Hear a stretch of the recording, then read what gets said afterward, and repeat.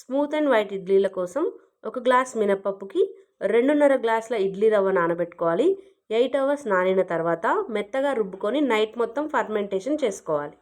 Morning ఇడ్లీలు వేసేటప్పుడు ఆ ఇడ్లీ ప్లేట్కి ఆయిల్ అనేది గ్రీస్ చేయాల్సిన అవసరం లేదు.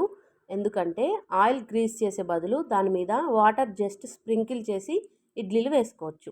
ఇడ్లీ పాత్రలో 1.5 గ్లాసుల వాటర్ పోసి ఇడ్లీ ప్లేట్స్ పెట్టుకొని స్టవ్ వెలిగించుకొని స్టవ్ మీద ఎగ్జాక్ట్గా 15 మినిట్స్ పెట్టాలి. 15 మినిట్స్ తర్వాత ఇడ్లీ అనేది పర్ఫెక్ట్గా కుక్ అయిందో లేదో చూడడం కోసం ఫోక్ స్పూన్ తీసుకొని ఇడ్లీలోకి కుచ్చి బయటికి తీసినప్పుడు ఆ ఫోక్ స్పూన్ ప్లెయిన్గా ఉంటే ఇడ్లీ పర్ఫెక్ట్గా కుక్ అయిందని అర్థం.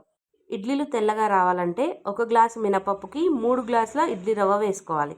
కానీ ఇడ్లీ రవ్వ కన్నా మినపప్పే చాలా ఆరోగ్యం మరియు బలం. Thank you. Please do subscribe, like, share and comment.